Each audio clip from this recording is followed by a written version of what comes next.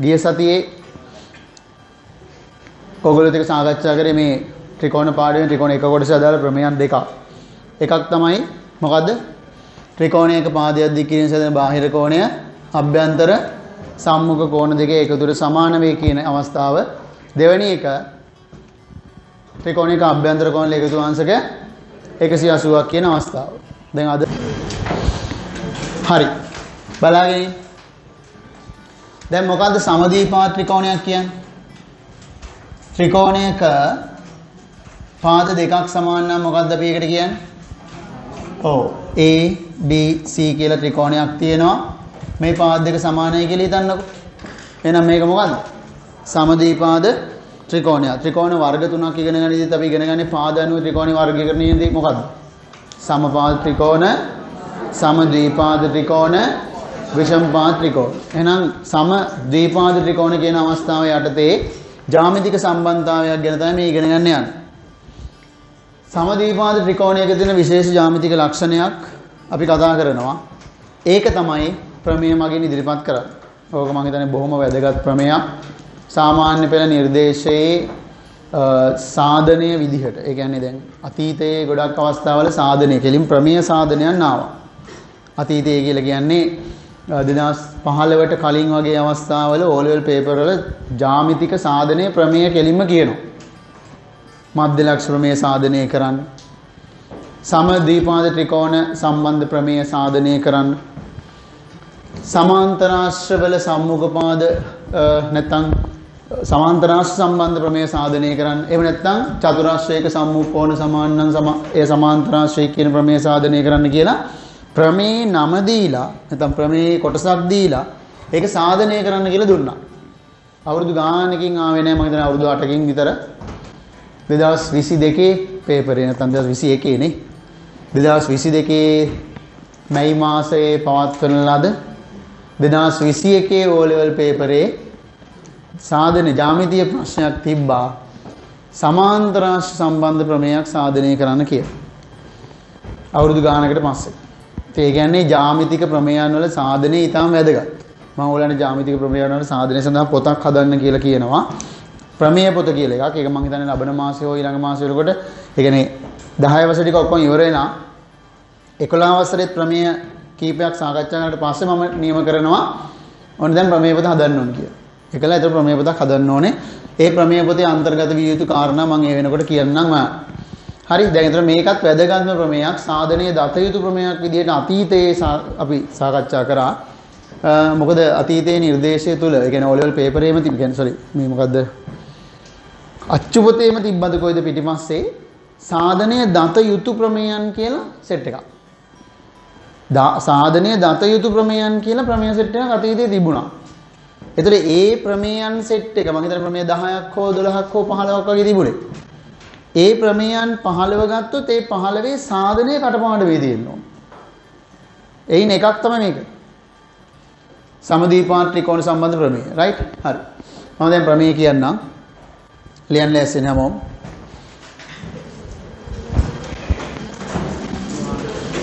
ලියන්න ප්‍රමේය කියලා. ප්‍රමේය සමද්විපාද ත්‍රිකෝණයක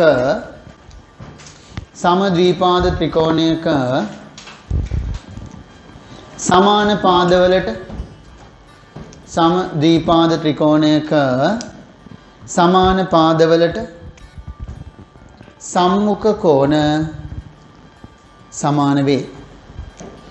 සමද්විපාද ත්‍රිකෝණයක සමාන පාදවලට සම්මුඛ කෝණ සමාන වේ.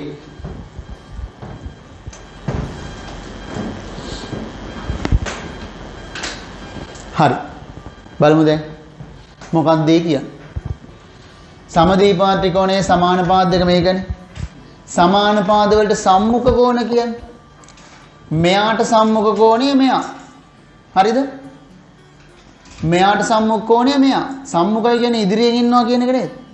එහෙනම් මෙන්න සමාන පාද දෙක ඒවට ඉදිරියෙන් ඉන්න කෝණ දෙක මේ දෙක. මෙයාට සම්මුඛ එක්කෙනා මෙයා මෙයාට සම්මුඛ එක්කෙනා මෙයානේ. එහෙනම් කියන්නේ ඔන්න ඔය කෝණ දෙක සමානයි කියලා. A B C ත්‍රිකෝණයේ AB සමානයි AC නම් ප්‍රමේයට අනුව මොකද වෙන්නේ? ABC කියන කෝණය සමාන වෙනවා AC B කියන කෝණයට. පැහැදිලිනේ? ඔක තමයි ප්‍රමේයෙන් කියවෙන්නේ. ඉහත ප්‍රමේය පහත පරිදි සාධනය කළ හැකිය. ඉහත ප්‍රමේය පහත පරිදි සාධනය කළ හැකිය. ඔන්න ප්‍රමේය සාධනය තමයි දැන් කියලා දෙන්න හදන්නේ. හොඳේ. ඉහත ප්‍රමේය පහත පරිදි සාධනය කළ හැකිය.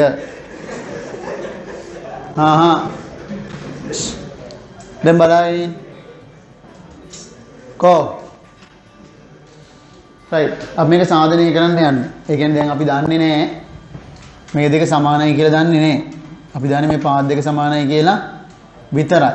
ඉතින් අපි කරන්න යනවා ඔප්පු කරලා පෙන්වන්න යනවා ඒ පාත් දෙක සමාන හින්දා ඊට සම්මුඛ කෝණ දෙකක් මොකද වෙන්නේ? සමානයි කියලා. ඒක තමයි සාධනය කියන්නේ. සාධනය කරනකොට අපි ලියන්න ඕන දත්තය. දත්තය කියන්නේ දන්න දේවල්. අපි දන්නේ මෙච්චරයිනේ. ABC ත්‍රිකෝණයේ AB සමානයි AC කියලා දන්න. ඒ ඔච්චරයි දන්න. සාධනය කරන්න තියෙන්නේ සාධනය කළ යුත්ත AB C කෝණය සමානයි AC B කෝණය බව. හොඳට බලන් ඉන්න. අපි මේකෙදි නිර්මාණයක් කරන්නට ඕනේ සාධනය කරන්න. නිර්මාණය තමයි ඕන අපි නිර්මාණ දෙකක් කරන්න පුළුවන්. කිසි ප්‍රශ්නයක් නැහැ. BC ගේ මධ්‍ය ලක්ෂයට A ඉඳන් රේඛාවක් යා කරනවා කියලා කියන්න පුළුවන්. එහෙම නැත්නම් BAC ගේ සමච්ඡේදකය අඳිනවා කියලා කියන්න පුළුවන්. මම මේකේ BAC ගේ සමච්ඡේදකය අඳිනවා කියලා කියන්නම් ඔයාලට. ඒක D වලදී හම්බ වෙනවා කියලා කියන්නම්. එහෙනම් මෙහෙම ලියනවා. BAC හි සමච්ඡේදකයන්ද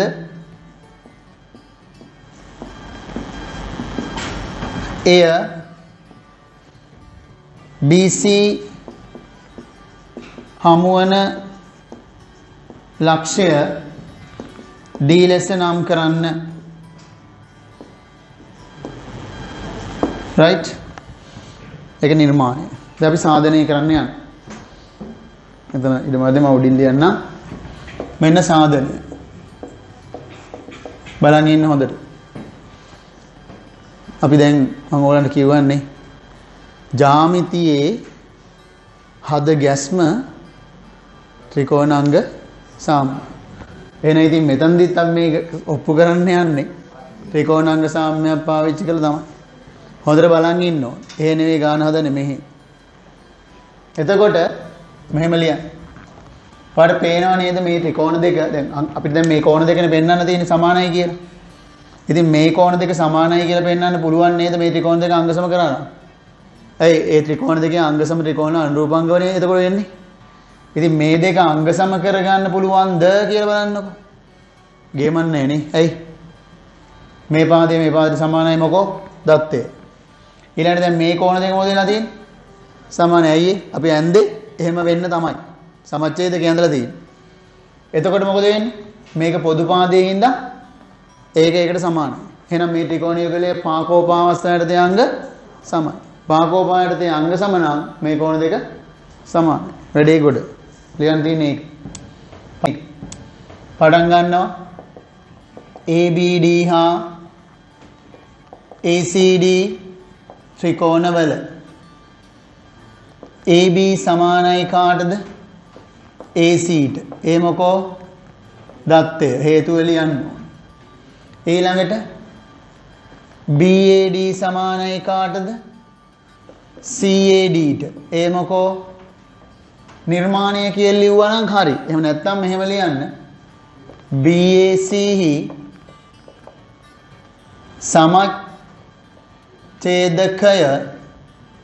AD නිසා. ඒක තමයි හේතු වෙන්නේ.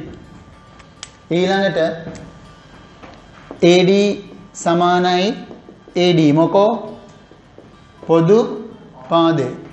එන එම නිසා ABD ත්‍රිකෝණය අංග සම වෙනවා ACD ත්‍රිකෝණයට අවස්ථාව පා කෝ පා. එම නිසා මොකද වෙන්නේ?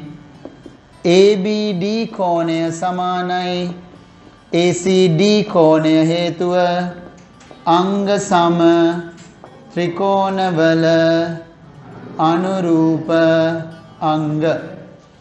දැන් එන්නම් ABD කියන්නේ කවුද?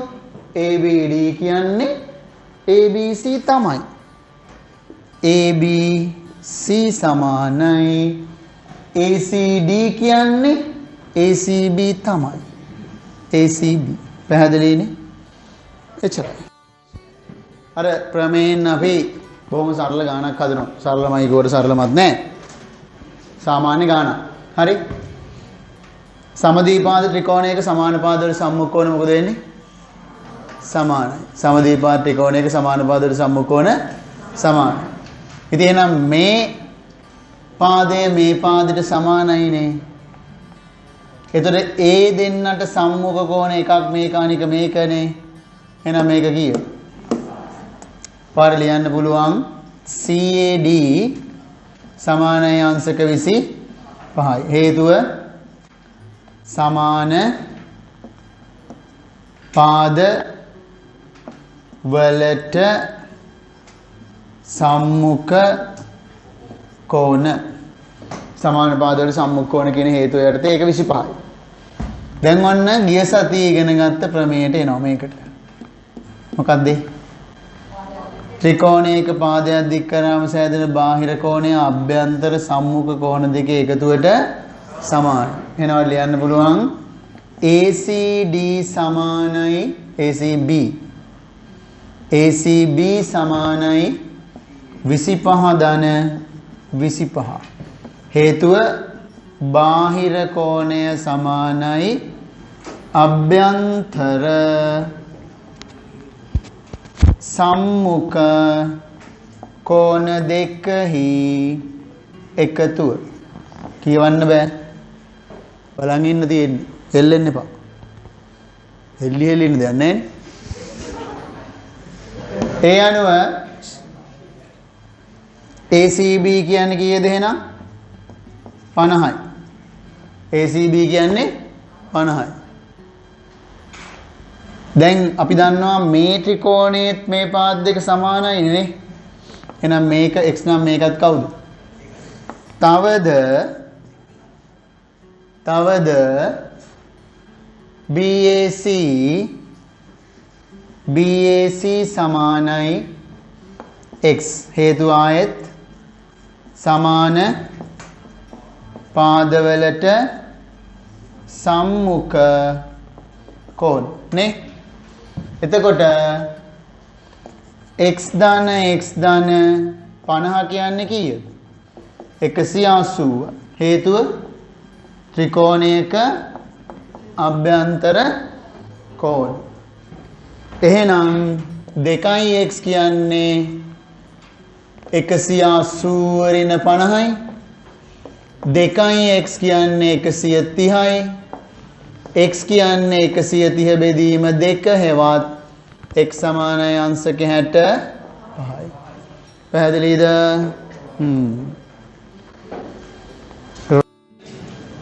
දැන් මේවා මේ ගාන හදන්නේ. අවධානය දෙන්න මේ හැමෝටම. රාජපක්ෂ බලනවා. DA B කෝණය සමානයි කීයද? අංශක 90යි. DAB කියන අංශක 90යි. හේතුව මොකද්ද? සම චතුරස්‍රයේ ශීර්ෂ කෝණ. සම චතුරස්‍රයේ ශීර්ෂ කෝණ. ඊළඟට OA B සමානයි අංශක 60යි. ඒකට හේතුව සමපාද ත්‍රිකෝණයේ ශීර්ෂ කෝණ. එහෙමනේ. එහෙනම් තවද මේ රූපෙ දිහා බලනකොට පේන්නේ මොකද්ද? DAO ධන 60 කියන්නේ 90යි කියලා නේද? එහෙනම් DAO කියන්නේ කීයයිද? 90 ඍණ 60යි. DAO කියන්නේ අංශක 30යි. එහෙමනේ. එයි. DAO කියන්නේ අංශක 30යි. ඒ කියන්නේ මේක අංශක 30යි. සමදීපා ත්‍රිකෝණයක සමාන බාද වලට සම්මුඛ කෝණ සමානයි. දැන් එහෙනම් ලියනවා දැන් ADO ධන 30 ධන AOD සමානයි 180යි. ත්‍රිකෝණයක අභ්‍යන්තර කෝණ. තවද ADO සමානයි AOD. හේතුව මොකද්ද? සමාන පාදවලට සම්මුඛ කෝණ. එහෙමනේ. එහෙනම් ඔයාලට පුළුවන් ADO වෙනුවට AOD දාන්න. ADO ධන ADO AOD. අපි AOD දාමු. AOD ධන AOD සමානයි 180 ඍණ 30යි. එහෙනම් 2යි AOD කියලා කියන්නේ 150යි. AOD කියලා කියන්නේ 150 බෙදීම 2 හෙවත් AOD සමානයි අංශක 75යි. ඒ කියන්නේ මේක අංශක 75යි. එලෙසම BOC කියන්නේත් කීයද? අංශක 75යි. මේකත් අංශක 75යි. ඒ විදිහමනේ. ඇයි? මේක අංශක 90යි, මේක 60යි, මේක 30යි. එතකොට සමද්විපාත ත්‍රිකෝණ වලින් මේක 75යි. දැන් 75 ධන 60 ධන 75 ධන DOC කියන්නේ 360යි නේද බලන්න. දැක්කද? ඒ මොනවද මම ලියලා දෙන්නේ? 75යි 60යි 75 ධන මේක. දැන් මේක 75යි කියුවානේ. හොයාගත්තානේ. මේක 60යි කියලා දන්නවනේ සම්පාත ත්‍රිකෝණයේ ශීර්ෂ කෝණ නේද? මේක කීයද? 75යි. දැන් මම එකක් කියලානේ තියෙන්නේ. දැන් මේක තමයි දන්නේ නැති එක.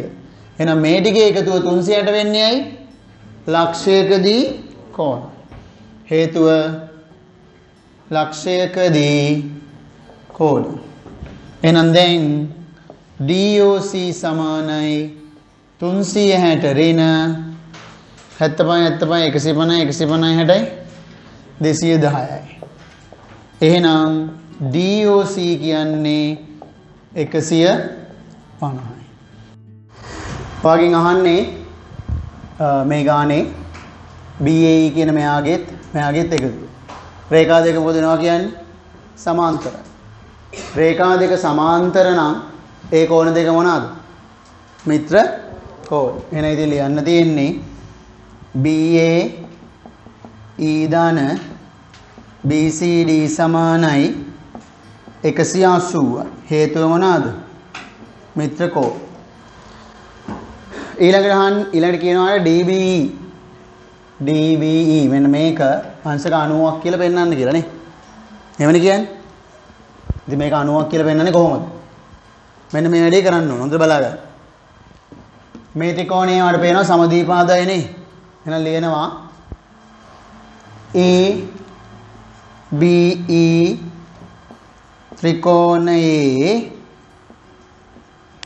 මොකද වෙලා තියෙන්නේ? AE සමානයි AB. ඒක ඇවිල්ලා දත්තයනේ. එතකොට AEB ධන ABE ධන EAB. දර බලන්න කීයට සමාන? 180යි. හේතුව ත්‍රිකෝණයක අභ්‍යන්තර කෝණ. හරි? මේක තවද කියලා ලියන්නම් මං. ඊළඟට ආයෙ ලියන්න පුළුවන් AB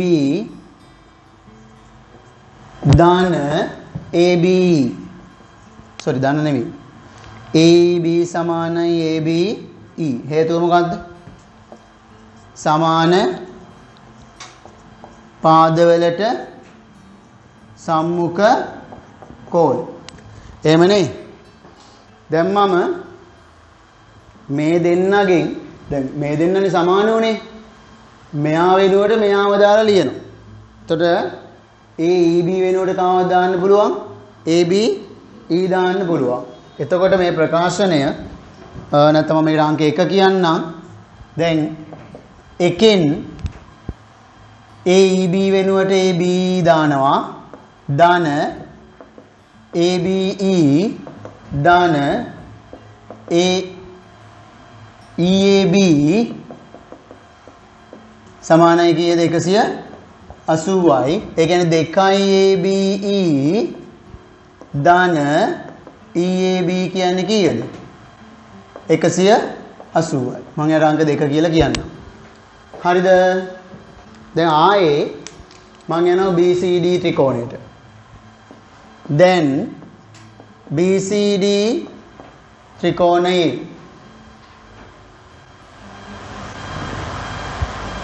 BC සමානයි කාටද? CD ට. ඒක දත්තය. එම නිසා CBD කෝණය සමානයි CDB කෝණය. හේතුව සමාන පාදවලට සම්මුඛ කෝණ. සමාන පාදවලට සම්මුඛ කෝණ. ආයේ දැන් අපිට පුළුවන් ලියන්න තවද CBD ධන CDB ධන BCD සමානයි 180යි. හේතුව ත්‍රිකෝණයක අභ්‍යන්තර කෝණ. එහෙමනේ. ඊළඟට මෙතනින් මට පුළුවන් මෙන්න මෙයාව රිප්ලේස් කරන්න මෙයා වෙනුවටනේ. ඒ කියන්නේ CDB වෙනුවට දානවා CBD. හොඳට බලන්න. ධන BCD සමානයි 180යි. දෙක එකතු කරනවා 2යි CBD ධන BCD සමානයි 180යි. එහෙමනේ නේ. මම මෙයාට කියන අංක 2 කියලා. දැන් වාට 2 නේ 3 නේ. 1 3. දැන් වාට පේනවද 2යි 3යි සමානයිනේ. දෙපැත්තම 180යිනේ. එහෙනම් ලියනවා 2 සමානයි 3 කියලා. එතකොට 2යි නෑ පොඩ්ඩක් හින්න බලන්න. දැන් අපි මෙහෙම දෙයක් කරන්න ඕනේ. 1 2 සමානයි 3 නෙමෙයි. 2 ධන 3 ගන්නවා. එතකොට 2යි ABE ධන EAB ධන 2යි CBD ධන BCD සමානයි 180 ධන 180යි. එතකොට එනවා 2යි ABE ධන 2යි CBD ධන EAB ධන BCD සමානයි 360යි කියලා. පැහැදිලි? දැන් මොකද වෙන්නේ? දැන් 360යි කියලා එනවා.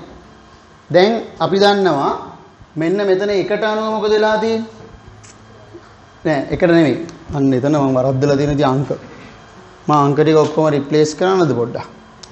මෙන්න මෙයාට දාන්න වෙනවා අංක 1 කියලා. මෙයා කවුද? 2 එතකොට. මේක එතකොට කාගෙන්ද? 2. එතකොට මේක කවුද? 3. එතකොට මේක කවුද? 4. එතකොට මේක මොකද වෙන්න ඕන? 3 ධන 4 වෙන්න ඕන. දැන් මම ලියනවා එකෙන්. දැන් බලන්න එකෙන් EAB ධන BCD කියන්නේ. මේ දින EAB ධන BCD කියන්නේ කීයද? 180යි. එහෙනම් මට ලියන්න පුළුවන් 2යි ABE ධන 2යි CBD ධන 180 සමානයි 360යි කිය. එහෙමනේ. මෙතනින් එනවා 2යි ABE ධන 2යි CBD සමානයි 360 ඍණ 180යි. 2යි ABE ධන 2යි CBD කියන්නේ 180. නේද? දැන් එතනින් ගන්න පුළුවන් ABE ධන CBD සමානයි අංශක 90යි. මොකක්ද ඒ කලේ? සෑම පදයක්ම දෙකෙන් බෙදුවා.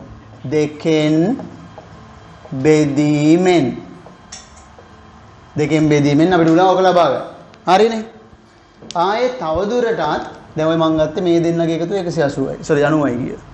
පේනවද බලන්න අර AB කියන්නේ කවුද? AB මෙයා. CBD කියන්නේ මෙයා. ඒතර මේ දෙන්නගේ එකතුව කීයක් වෙලාද? 90ක් වෙලා. මේ තුන් දෙනාගේ එකතුව කීයද? 180. ඇයි ඒ? එකම සරල රේඛාවක් කියලා ගානේ දීලත් තියෙනවා. සරල රේඛාව මත පිටි බද්ද එහෙනම් ඉතින් මේ දෙක 90 නම් මේක ඉබේටම කී වෙනවද? 90 වෙනවා. දැන් ආයෙ ලියන්න තියෙන්නේ මෙහෙම. AB තවද ABE ධන CBD ධන BCD සමානයි 180. හේතුව සරල රේඛාවක පිහිටි බද්ද කෝණය. ABD දැන් මේ දෙන්නගේ එකතුව කීයද ආවේ? 90යි. 90 ධන EBD සමානයි 180යි.